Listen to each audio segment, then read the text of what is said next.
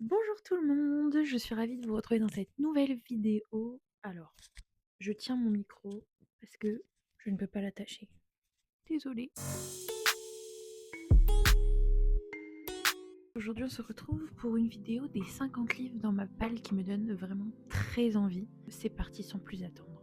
Je vais faire par catégorie et je vais commencer par les catégories où il y a le moins de livres. On a un seul recueil de poésie qui est Lait et miel de Rupicor, publié aux éditions Pocket. J'ai vu d'ailleurs qu'ils ont fait une nouvelle édition pour les 10 ans du livre, je crois, qui est super belle. Ça veut dire que l'édition est déjà rien reliée et elle est annotée par Rupicor, c'est-à-dire qu'elle est revenue sur les poèmes. Je ne l'ai pas acheté parce que j'ai pas encore lu le recueil de poèmes, même s'il me donne très envie et il faudrait vraiment que je passe à l'acte parce qu'il est dans ma pile à lire depuis des années. Dans cette pile à lire, il y a aussi deux thrillers qui sont ni plus ni moins que Frida McFadden, La femme de ménage, le tome 1, publié chez J'ai lu, que j'ai acheté le mois dernier, qui me donne vraiment très envie parce que tout le monde en parle. Du coup, je me dis, est-ce qu'il vaut vraiment sa hype? Est-ce qu'il est vraiment aussi bien que ça? Et comme deuxième thriller et dernier thriller dans ma pile à lire, cette année, nous avons aussi La fille du train de Paula Hawkins, publié chez Pocket. Thriller qui me donne très envie, qui est là depuis un moment et qui était très coté au moment où il est sorti. Donc j'ai hâte de découvrir cette histoire. Dans cette pile à lire, il y a aussi deux jeunesses. Des fois, les catégories sont un petit peu versatiles. Il est possible qu'il y en a qui sont d'autres qui sont un petit peu jeunesse. Nous avons d'abord Coraline de Neil Gaiman, publié chez Albin Michel dans la collection Wiz. Il me donne super envie, vraiment, il a l'air très bien et cette couverture est très belle, je trouve.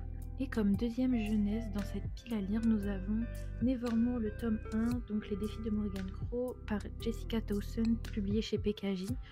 Cette saga aussi était super hypée sur Booktube il y a 3-4 ans, je dirais, peut-être un petit peu plus, peut-être un petit peu moins, je sais plus exactement.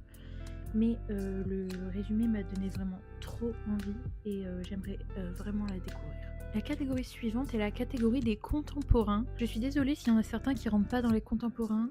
J'en vois un en particulier, deux même. Je suis pas totalement sûre, mais je les ai quand même mis là parce que je ne savais pas où les mettre. Il y avait trop désolée. Et donc en premier, nous avons Ce que le jour doit à la nuit de Yasmina Khadra, publié aux éditions Pocket.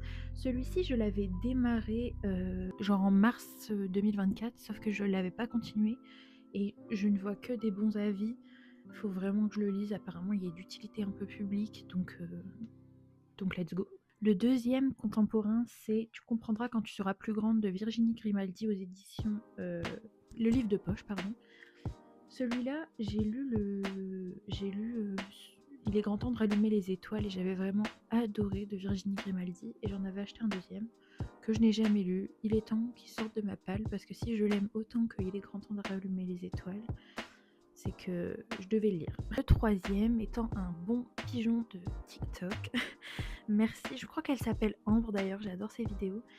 Elle avait lu 1000 soleils splendides de Khaled, excusez-moi pour la prononciation, Hosseini aux éditions 10-18 et elle avait dit que c'était vraiment un livre incroyable. Elle avait fait une vidéo en pleurant, donc vous comprenez bien que je me suis dit il me le faut. Et pareil, il a l'air incroyable. Je fais pas les résumés dans cette vidéo de tous les livres parce que ce serait beaucoup trop long. Mais je vous laisse vous renseigner. Je vais essayer de mettre peut-être les liens en dessous vers les résumés. Comme ça, vous pourrez vous informer. Est-ce que c'est utile que je dise ce qui me donne envie?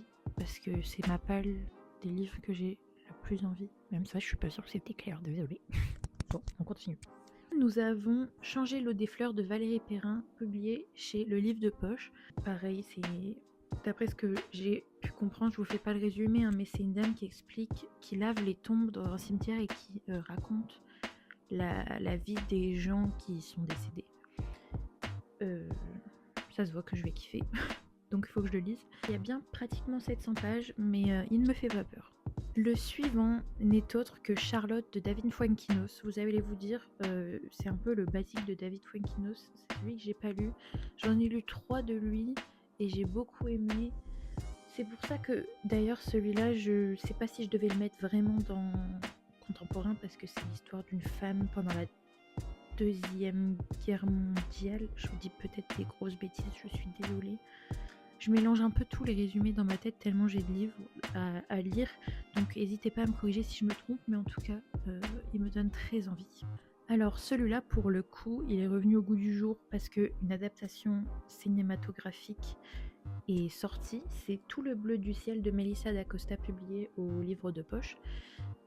Et c'est en fait, je l'avais pas encore lu parce que c'est une sacrée pavasse. Vous voyez, il y a presque 850 pages. Il faut vraiment que je me lance parce que le résumé me donnait vraiment envie. Donc, qu'est-ce que j'attends en fait? Le prochain livre n'est autre que La Tresse de Laetitia Colombiani, publié aux éditions Le Livre de Poche. Beaucoup de Le Livre de Poche, j'ai l'impression. Les contemporains, en tout cas, je les achète beaucoup en poche. Et celui-là, c'est un peu presque un classique, je dirais. Beaucoup l'ont lu à l'école. Moi, je l'ai pas lu à l'école, mais ma soeur l'avait lu pour l'école et avait dit qu'elle avait beaucoup aimé. C'est l'histoire de 3 femmes totalement différentes dans différents pays, il me semble. Et il faut vraiment que je le lise parce qu'il me donne vraiment très envie. Comme tous les autres livres, ça fait 8 fois que je le lis. Désolée. Et le dernier contemporain, d'ailleurs je sais pas vraiment si on peut appeler ça un contemporain, c'est Le rapport de Brodeck de Philippe Claudel. J'ai hésité à le mettre dans les classiques, sauf que il a été écrit plutôt tardivement, donc je l'aurais plutôt mis dans les contemporains. Et en même temps, c'est pendant la Deuxième Guerre mondiale aussi, me semble-t-il, comme Charlotte. Bref, il me donne quand même très envie. Je l'ai depuis très longtemps dans ma palle, il serait peut-être temps qu'il en sorte. Voilà pour ce qui est des contemporains. Maintenant, passons aux classiques. J'espère que cette vidéo sera pas trop longue, mais je vais essayer de faire au plus court possible. Donc en premier dans cette catégorie des classiques, nous avons Le joueur d'échecs, suivi de Lettres d'une inconnue de Stefan Zweig, publié chez Pocket. C'est 2 nouvelles, c'est un livre très court et apparemment aussi pareil, il est incroyable, donc faut vraiment que je me lance. Le second classique que j'aimerais lire, c'est Le portrait de Dorian Gray d'Oscar Wilde, publié chez Pocket. Celui-là, je l'ai acheté aussi il y a un moment et je vous avoue qu'il y a 2 semaines, il faisait pas partie des livres que je voulais le plus lire, sauf qu'en ce moment, je regarde beaucoup de vidéos du Booktube et je suis tombée sur les vidéos de Émile Roy. Je sais pas si vous voyez qui c'est, bref, j'adore ses vidéos. Il parle beaucoup de littérature et dans une de ses vidéos, il parlait de ce livre et il disait qu'il l'avait vraiment adoré et il disait que c'était vraiment un livre à lire d'ailleurs.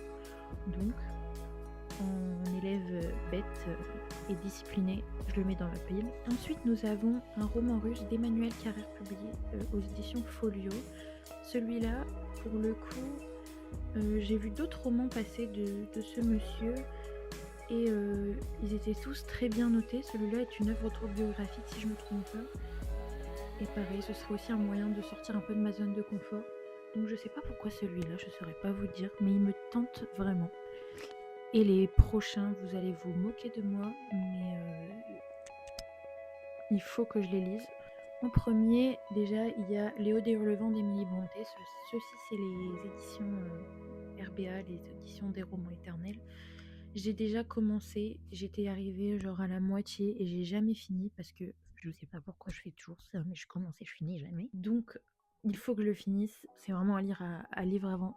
Un livre à lire, oui, bien sûr. Un livre à lire avant de mourir, je pense. Et le deuxième livre, vous allez vous moquer de moi, c'est Orgueil et préjugés de Jane Austen. Pareil, j'avais commencé, j'étais arrivée un petit peu plus loin de la moitié et je m'étais arrêtée pour les mêmes raisons qu'avant. Alors que le pire, c'est que j'aime bien, mais je sais pas pourquoi je m'arrête, je sais pas pourquoi je fais ça. Bref, ceci dit, il faut vraiment que je lise Orgueil et préjugés et Léo des Hurlevents. Le dernier classique de ma pile à lire, et vraiment pas des moindres, c'est Le Comte de Monte Cristo d'Alexandre Dumas. Voilà, vous voyez un peu l'épaisseur du livre, on dirait un dictionnaire, c'est pour ça que je l'ai jamais lu avant. Mais depuis, il y a eu une adaptation cinématographique avec Pierre Niney. Ça m'a convaincue. J'ai adoré le film qui est sorti cet été, enfin l'été dernier du coup. Et j'ai vraiment très envie de découvrir ce roman. Qui d'ailleurs, apparemment tous les romans de Alexandre Dumas sont un petit peu d'aventure comme ça et tout. J'ai aussi les 3 mousquetaires dans ma palle. Je vais lire celui-là et on verra après si je kiffe. J'enchaînerai peut-être sur les 3 mousquetaires. Ensuite, j'ai une catégorie qui est fantasy. Je ne crois pas qu'il y ait de fantastique. Fantasy, romantasy, on va dire. Tout ce qui est un petit peu fantasy, romantasy. Tu l'as déjà dit. Je vais peut-être commencer par la fantasy. En premier, en fantasy, on a The Curse de Marie Rutkowski, je pense que je le dis bien, publié chez Lumen. Et celui-là, pareil, est dans ma palle depuis une éternité et j'en ai revu des avis plutôt bons dernièrement. Du coup, j'ai très envie de me lancer. Comme autre fantasy, plutôt, j'aurais peut-être même pu le mettre dans les classiques, j'ai Le Seigneur des Anneaux. Celui-là, c'est un coffret que j'avais acheté, que je trouve très beau, de chez Folio, me semble-t-il. Que dire de plus à part Le Seigneur des Anneaux, messieurs, dames? Je m'excuse d'avance si je classe mal certains livres, je ne les ai pas lus, donc des fois, pour ce qui est de la catégorie, je ne suis pas sûre. Désolée. En prochaine fantasy, il y a Gods of Men de Barbara Kloss, publié aux éditions Rivka. Pareil, lui il est dans ma palle depuis hyper longtemps et je ne comptais pas le sortir, sauf que, influençable comme je suis, j'ai vu des bons avis dessus, je me suis dit il faut vraiment que je le lise. Comme prochaine fantasy, nous avons la trilogie Caraval de Stephanie Garber, publiée ici chez Platiron Books. C'est les éditions en anglais. Elle me donne super envie. Genre vraiment, ce Caraval en ce moment, je sais pas pourquoi, mais j'ai vraiment trop envie de le lire. Je vois plein de vidéos sur TikTok d'IA qui recrée un peu le monde de Caraval et ça ne fait que me donner encore plus envie à chaque fois de les lire. Il y a aussi Heartless de Marissa Meyer dans cette catégorie. Ici, c'est une édition en anglais aussi. Il existe en français, me semble-t-il. Je ne pense pas dire de bêtises. Donc, Heartless de Marissa Meyer, qui est une réécriture de Alice au Pays des Merveilles et plus particulièrement de la vie de la méchante reine de cœur. Pourquoi elle est devenue comme ça. Donc, ça me donne vraiment trop envie. Je l'ai lu en cadeau il n'y a pas très longtemps en plus. Donc il est encore un peu frais dans mes envies lecture. Donc j'espère me lancer cette année. Et ensuite, nous avons de la romantécie. Avant ça, il y a 2 bitlit. Donc bitlit, c'est vampire, loup-garou, tous les trucs de la nuit, un peu comme ça. Je sais plus exactement ce que ça veut dire bitlit. Lit, littérature. Et bit. Non, pas ça. Premièrement, il y a La Mode du Phénix de Susan Wright, publié chez Milady. C'est des livres que j'ai depuis des centaines d'années, j'ai l'impression. Et j'adore ça, je sais pas pourquoi je les lis pas, simplement. Et le deuxième qui me donne vraiment très envie, c'est Psy Changeling de Nalini Site, pareil, chez Milady.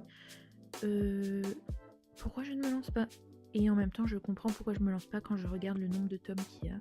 Je crois que c'est d'ailleurs ce livre-là, il y a peut-être 20 tomes si je me trompe pas. En tout cas, je vois un 12 dans ma bibliothèque. J'ai pas les 12, hein. J'ai le 1, 2, 3 et je passe tout de suite au 12. Pourquoi faire ? Je sais pas. Et je pense que c'est parce que c'est des longues séries qui me font peur. Mais pourtant j'adore ça, donc pourquoi je ne me lance pas ? Je ne sais pas. J'espère que je me lancerai en 2025. J'ai oublié une romantécie. Non, c'est pas une romantécie ça. Pour le prochain, je sais pas vous dire si c'est une romantécie ou une fantaisie, mais en tout cas j'ai Le Royaume des damnés de Kerry Maniscalco, excusez-moi si je me trompe dans la prononciation, publié chez De Saxus. Je me souviens plus de quoi ça parle, mais je me souviens que quand je l'ai acheté, quand il est sorti, donc je l'avais acheté en relié, il me donnait très envie. Maintenant il y a le tome 2 et le tome 3 qui sont sortis, me semble-t-il.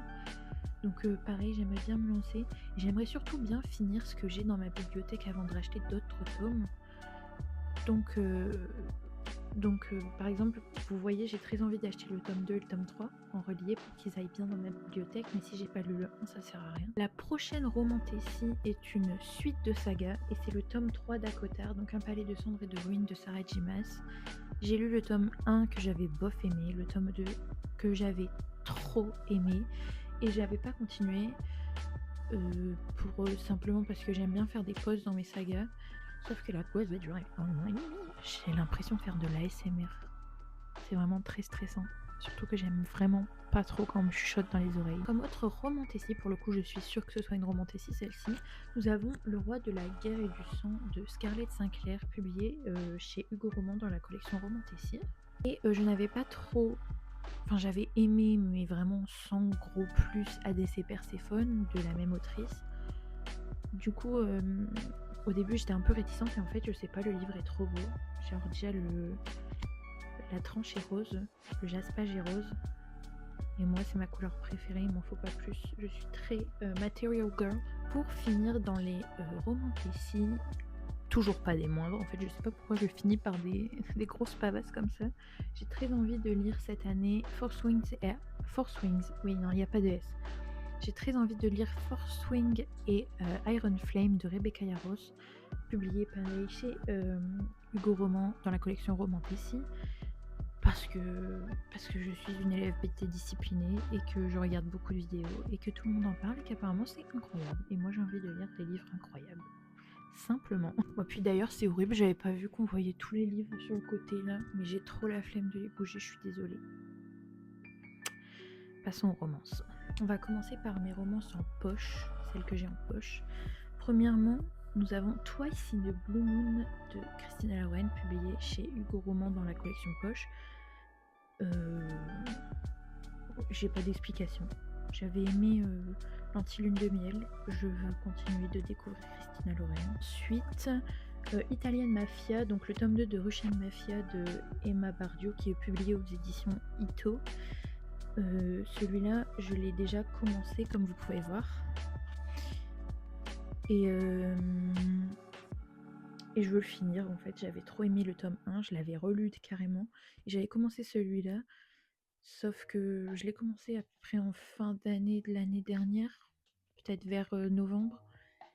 Et c'était pas mon mood à ce moment-là. En plus, j'ai vraiment trop envie de savoir la fin de ce livre. Nous avons ensuite The Spanish Love Deception d'Elena Armas, publié chez J'ai lu.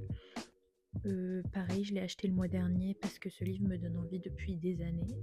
Donc il faut que je le lise. Et puis ça a l'air d'être vraiment une rom-com comme j'aime, donc why not. La suite n'est pas des moindres, pareil, parce que c'est Falling Again de Morgane Moncomble, celui-là chez Hugo Poche aussi. Je crois que je les ai presque tous lus, donc sauf Falling Again. Et un autre de Morgane Moncomble qui est dans ma pile à lire, que j'ai vraiment très envie de découvrir, c'est Un été pour te retrouver. J'ai lu tous les autres, je pense. Je n'ai juste pas lu En équilibre. Mais sinon, les autres, je les ai tous lus, je les ai tous vraiment aimés. Morgane Moncomble à mon cœur. Donc, il faut vraiment que je découvre celui-ci. Nous avons ensuite Comme un roman d'été d'Émilie Henry, publié chez Pocket. Celui-ci faisait beaucoup de bruit à l'époque quand il n'était pas encore traduit. Et je l'ai acheté quand il a été traduit, il y a peut-être un an. Quelque chose comme ça. Et pareil, ça a l'air d'être une rom-com qui me plaira. J'espère que c'est une rom-com, mais je pense que c'est une rom-com. Et surtout, c'est deux écrivains dedans, me semble-t-il. Lui est écrivain, elle est écrivaine, et il y en a un ou peut-être les deux qui ont le syndrome de la page blanche, et ils vont échanger leur genre de prédilection. Ils vont échanger les romans qu'ils écrivent et devoir écrire l'un sur le roman de l'autre sur le roman de l'un, vous avez compris. Voilà, comme un roman d'été, peut-être le lire cet été justement. Celui-ci, je vous avoue que c'est pas spécialement parce qu'il me fait envie, mais parce que j'en ai marre de le voir et de ne pas l'avoir lu. C'est Furious de LG Chen, donc le tome 4 de la série Sinners. Vous savez, la série Sinners, c'est Vicious, Devious et Scandalous. J'avais aimé le tome 1 et le tome 3. Celui-ci n'est... Enfin, je sais pas, il me donnait pas spécialement envie l'histoire de ce mec. Mais ça y est, j'en ai marre je crois que j'en ai marre de le voir. Donc j'ai vraiment envie de le lire. Parce que ça se trouve, en plus, je serai surprise. Les avis sont pas si mauvais. Donc faut que je me lance. Les derniers poches romances que j'ai, ce sont la saga, donc la duologie Plonge avec moi d'Oli TL, publiée chez Hugo, dans les éditions Hugo Poche. Ça veut rien dire ce que je voulais dire. Ce que j'ai dit. Oula. Publié chez les éditions Hugo Roman dans la collection Hugo Poche, c'est un petit peu plus clair. Et j'avais déjà lu le tome 1 il y a un moment, donc à l'époque. C'est une dark romance, TW. Et je n'avais jamais lu le tome 2 parce que la fin du tome 1 m'avait un peu what the fucké. Sauf que bah là je sais pas, j'ai envie de les sortir et en ce moment ils me redonnent envie. Genre j'aime bien les couvertures un peu sombres. Là, j'ai envie de lire un truc what the fuck en fait, c'est pour ça. J'ai aussi très envie de lire Leather and Lark de Bryn Weaver, publié aux éditions Verso, donc il me semble que c'est une branche de la maison d'édition Le Seuil. Ici on est sur un tome 2, le tome 1 c'était Blackbird and Butcher ou Butcher and Blackbird, je sais plus exactement. J'avais vraiment trop aimé. Pareil, Dark Romance. Et celui-là, ah ouais, c'est la série Killer Romance. Ça parle de soi-même. Et celui-là, quand j'ai vu qu'il est sorti, j'étais choquée parce que je l'avais pas du tout vu passer dans les nouvelles sorties. Je l'ai acheté direct. Il me semble qu'il y a un mariage arrangé dans ce livre. Et si c'est bien fait, en général, j'aime bien. Donc j'ai très hâte de le lire. Celui-là, c'est un peu pareil. J'en ai un peu marre de le voir dans ma bibliothèque et de pas l'avoir lu. C'est le tome 2 de La Dernière Muse, La prophétie de Hellcat. Celui-là, il est publié chez Cherry Publishing. Vous pouvez voir comme il est horrible. Alors déjà, la photo, le dos est horrible, la quatrième de couverture est horrible, tout est horrible. Mais le tome 1, je l'avais adoré. D'ailleurs, la mise en page était horrible aussi. Je sais pas si celui-là, ce tome 2, la mise en page est aussi horrible. Elle est aussi horrible. Mais j'avais vraiment trop aimé l'histoire. C'est une romance du coup, pareil. Je vais pas vous spoiler sur ce tome 2 parce qu'il y avait un truc dans le tome 1 que je savais pas et que j'ai découvert et que j'étais en mode ah. Bref, tout ça pour dire, je vais le sortir de ma palle et peut-être même m'en débarrasser parce que peut-être qu'aujourd'hui il existe des éditions plus belles. Ça fait des années que je l'ai, encore une fois. Et le tome 1 n'est vraiment pas pour rattraper le tome 2. Vous allez me dire au moins, ils font la même taille les deux, c'est déjà ça. Nous avons ensuite Forbidden de Tabitha Suzuma, publié chez Milady New Adult. Celui-là, c'est une romance un peu interdite. Je l'avais eu en cadeau. Et c'est l'histoire d'un frère et d'une sœur, il me semble, mais qui sont pas en mode demi-frère, demi-sœur. Je sais, c'est bizarre. C'est pour ça que j'ai très envie de le lire. En un peu moins incestueux, nous avons le tome 2 de Troublemaker de Laura Swan, publié aux éditions BMR. J'avais lu le tome 1 et je l'avais vraiment beaucoup aimé. J'ai pas lu encore le tome 2 parce que j'ai pas pris le temps, mais ça ne saurait tarder. Ensuite, nous passons à des livres publiés enfin des éditions que j'ai en anglais. Je vais vous dire s'ils sont en français ou pas. En premier, nous avons Say You Swear de Megan Brandy, publié aux éditions Orion. Je l'ai en anglais, il existe en français celui-ci, c'est sûr. Il me donne très envie. Nous avons ensuite Den of Vipers de K.A. Knight. C'est de l'auto-édition, me semble-t-il. Celui-là, c'est un reverse harem, donc il y a 4 mecs et une meuf. J'ai jamais lu de livre comme ça, c'est pour ça que je l'ai jamais commencé. Aussi parce que c'est un peu une pavasse. Je pense que ça doit être une dark romance. À mon avis, c'est bien smutty, bien morally dark. J'allais dire morally grey, mais à ce stade-là, c'est plus grey. Ensuite, nous avons une trilogie. C'est la trilogie Priest, donc de Sierra Simone. Là, ne sont pas traduits en français, me semble-t-il. Donc, aux éditions Bloom. C'est encore ma curiosité qui me perdra un jour. C'est l'histoire d'un prêtre. C'est une romance bien smutty à mon avis. Ma curiosité me perdra.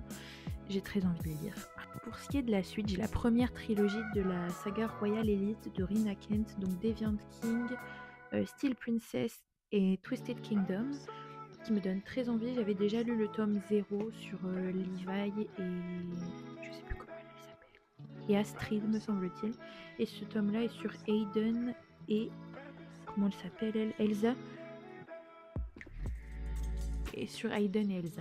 J'ai très envie de me plonger dans le Rinaverse encore plus cette année, donc je me lance. Et ceux-ci sont traduits, me semble-t-il. Le tome 0 sur Levi et Astrid ne sont pas traduits. Ces 3 tomes-là sont traduits, si je me trompe pas.